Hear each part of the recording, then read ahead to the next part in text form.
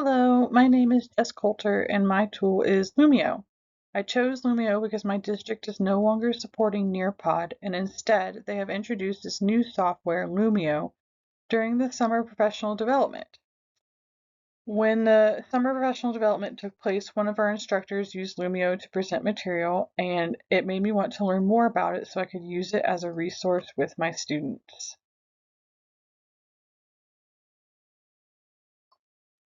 Our agenda today is going to show you the journey I took learning about Lumio and how I used it in my classroom. I used Lumio to present a presentation to them.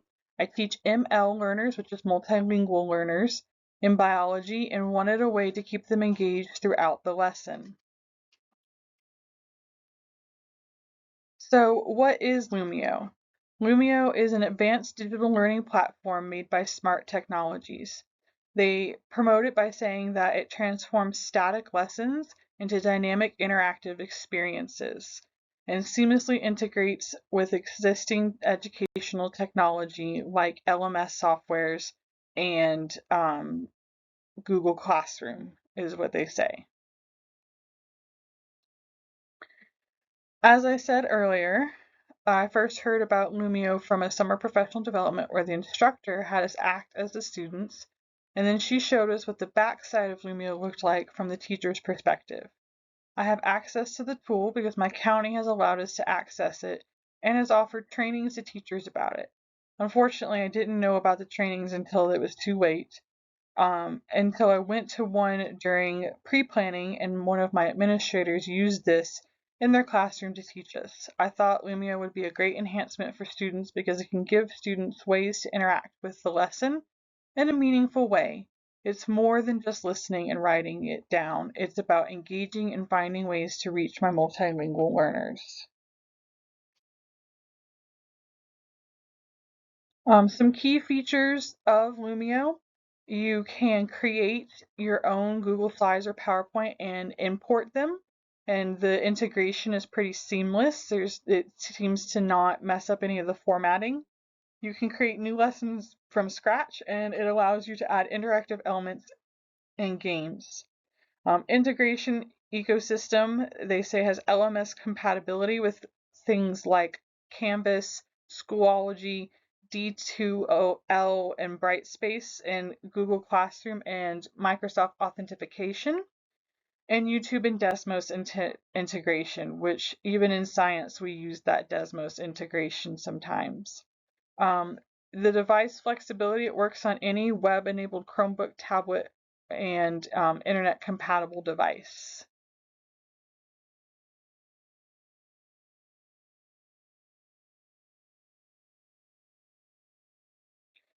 My exploration. Basically, I started with a tool that I thought was going to be very similar to Nearpod, and wanted to learn more about it because the way it was promoted to me was that it was going to be better than Nearpod, and I already liked using Nearpod in the classroom.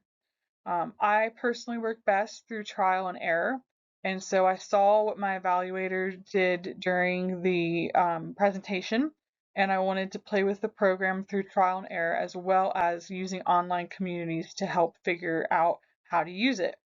So I did not coach with anybody in my school besides my administrator who presented the idea. But I did spend a lot of time just kind of clicking around the website and trying to figure out what stuff did and where I could put stuff and how to make it work with my students. I also teach upperclassmen some of the periods, and I also have a dance team, and our school allows us to have an eighth period with our elective courses. So like for me, that would be dance team. And so I tried out some of my trial and error experiences with that class, trying to make sure that it would be ready for my ML classes because they're not the class that I want to confuse. I'd rather get the confusion out with a class that can speak English than one that is struggling with English. Interactive learning is a big part of Lumio. So it takes real-time collaboration features like whole class activities, small group workspaces, and student-paced learning options, and it makes it so that it's accessible to the students, and you can make it so that they are involved in what's going on with the lesson. So assessment capabilities, you can do live formative assessments, which I don't know about y'all's school, but my school is really trying to push for lots of formative assessments all the time. Real life student progress tracking, so you'll know pretty immediately whether your students understand a concept or if you need to reteach. And interactive dashboard monitoring, so that if you choose to give them something that is on their own, working through in a solo capacity, then you can keep an eye on how they're doing and making sure that they are actually attempting each assignment or activity instead of just kind of blowing through it. And they advertise it as being game-based learning because you can integrate educational games and engagement-focused activities, and you can customize those learning experience for those students. I found the games to be fun for students. I found that it was something that students hadn't really experienced before through this type of a platform, and so they were very willing to engage with it. So why should you pick um, Lumio, and the why behind the firefly is because their logo is a little firefly. So one, it's free to sign up for an account. And when you sign up for an account, it gives you a certain amount of space that you can use until you have to upgrade to one that has like a lot more space. And that one is, I think, $59 a year. So it's not too taxing if it's something that you would be interested in. It also has Google or Microsoft authentication, which is nice because that means it's protecting our students' privacies. And when you implement stuff, again, you can import existing materials, you can add those interactive elements, you can configure delivery settings on how you want students to do it, self-paced or teacher-led. And best practices, it starts with being familiar with the content and gradually introducing your learners to the features, and then using those real-time assessment tools to monitor student engagement throughout the dashboard as they work. My curation, Um, basically, once I started my students with this, they felt like they were able to kind of play a game as they were learning.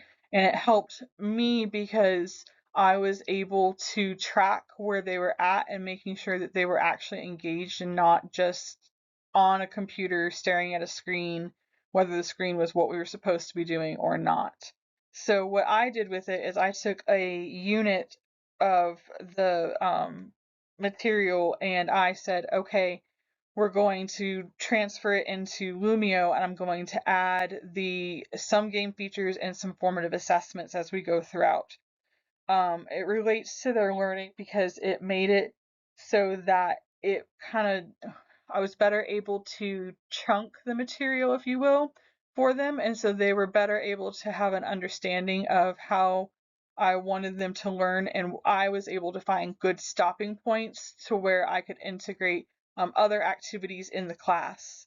The principles for universal design, it had a lot to do with engagement, a lot of action, a lot of expression, those kinds of things. It did do what I expected it to do. Um, it did surpass, in my opinion, Nearpod.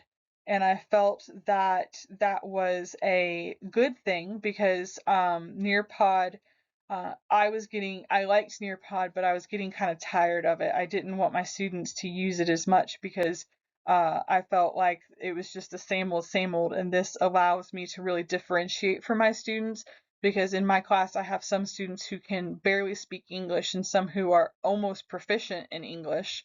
And so it was very helpful, and my students really enjoyed the activity. This may not work well with your like resource type classes because well, depending on how you introduce it to them, because they need a lot more intervention.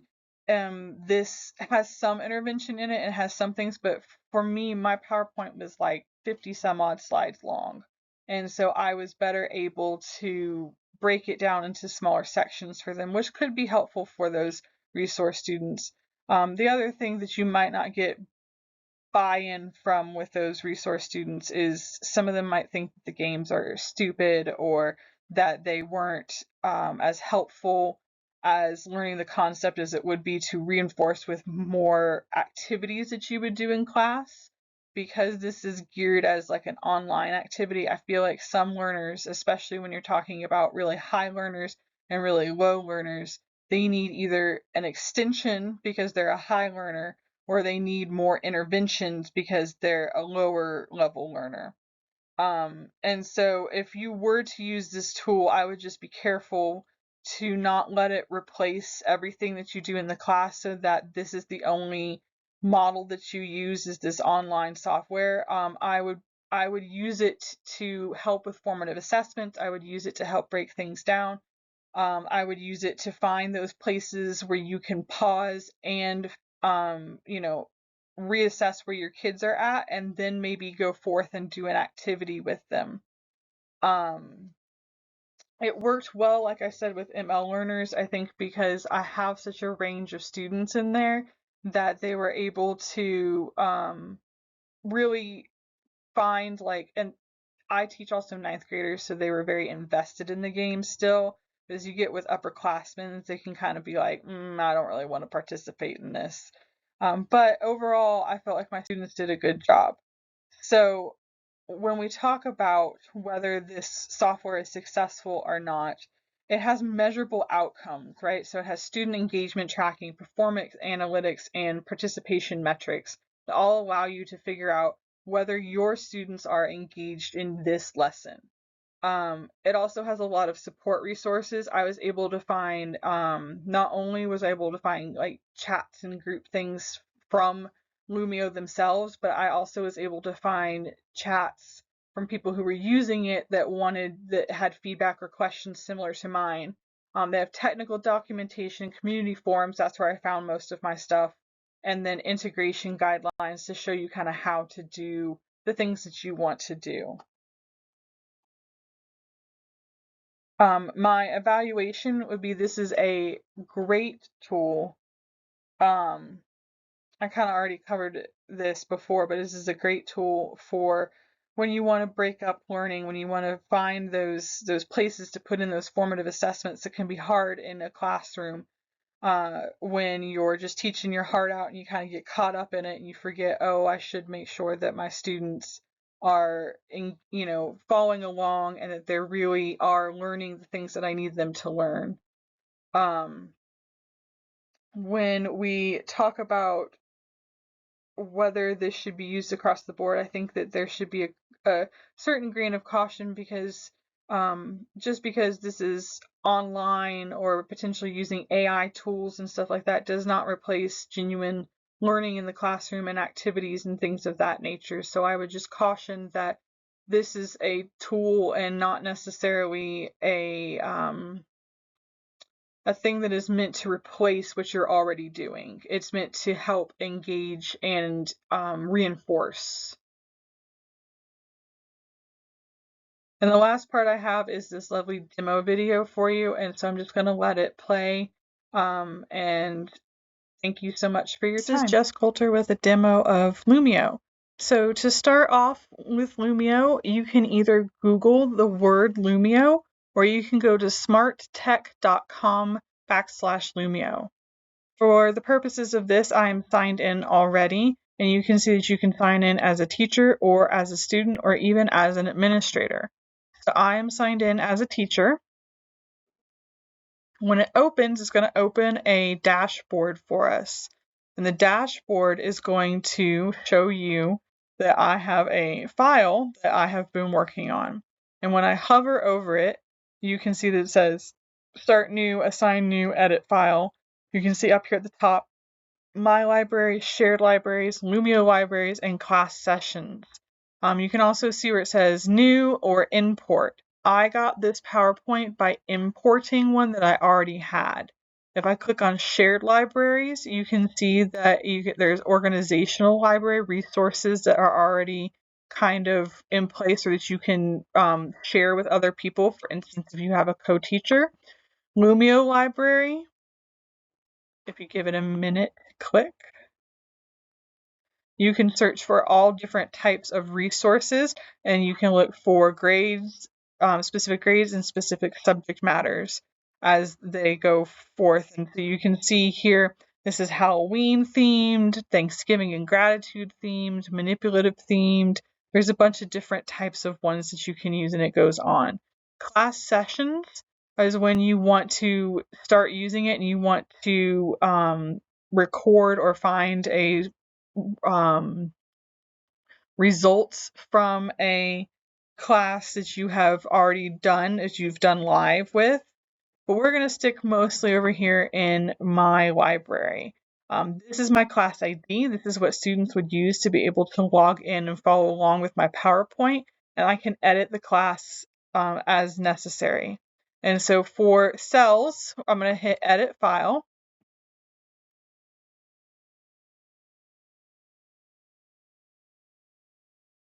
And you can see that it opens up this was actually a Google Drive assignment that I made for my class based on cells part 1. So when you're up here, when you're working on this, you can change the title up here at the top. Maybe I want to change it from saying master to just cells part 1, and I want to change the year so that students know that it's for this school year. At this top bar, you have an undo button. You also have several other features like a pointer. This one will let you mark up the screen as necessary. You can erase. You can add text. You can add calculations, or you can add various things like stickers, pictures, links, video recordings on specific slides. And so for this, I just want to show you for it, like if I wanted to do a sticker, you can see that it places it and I can drag it wherever it needs to go. Other features, we have this magic wand. The magic wand will open up unless you convert the pages into either individual handouts, a group workspace, or a whole class whiteboard, so that depending on how you want to present this to your students, you can get the feedback and the results that you're looking for. Additionally, there's this little guy over here that has the speaker voice. He is meant to let you do audio recordings. And so if you want to give instructions audibly for students on a certain slide, or you want to record it beforehand so that students can go back and review it at a certain time, this would have been especially helpful during things like COVID or school from home situations, inclement weather, that kind of stuff. You can put your actual voice over it and talk through what you want students to do. So over here on the left, you can see all of my slides.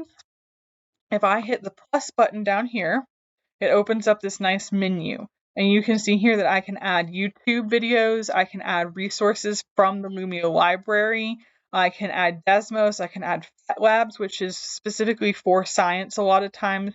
We don't use it as much in biology, but I know a lot of physics does. And you can embed different content. Additionally, you can add these things down below: a new page, a shout out, a response, or game-based activities. I'm going to show you some game-based activities. You can do fill in the blanks, about, which is just where you have them do like, it's almost like flashcards. And then you have game show, label reveal, memory match, match 'em up, monster quiz, rank order. These are what the system of Lumio kind of advertises as saying that it is a game-based type of software. So you can put these things in for students to make the PowerPoint or whatever you're presenting more engaging. I can also add things like shout outs where you have them come up with a whole idea. And then I can do ready-made sources down here that are already presented from Lumio, and I can just insert them in as they fit with my content, which is pretty neat. So when I come back here, again, there's a place down here, it says view only on student devices. I can make sure that students can access everything that I want them to access. I can hide slides, I can take slides out, I can add slides that again, will have students do content. For instance, when I was learning how to do this, the first thing that interested me in it was that my school actually had us join, and so this is what it looks like when you go to join, and you can see that this was the person's class. I joined as a guest. I don't think it's going to work because the class is over now, but it would look something like this for your students. Overall, Lumio is really great.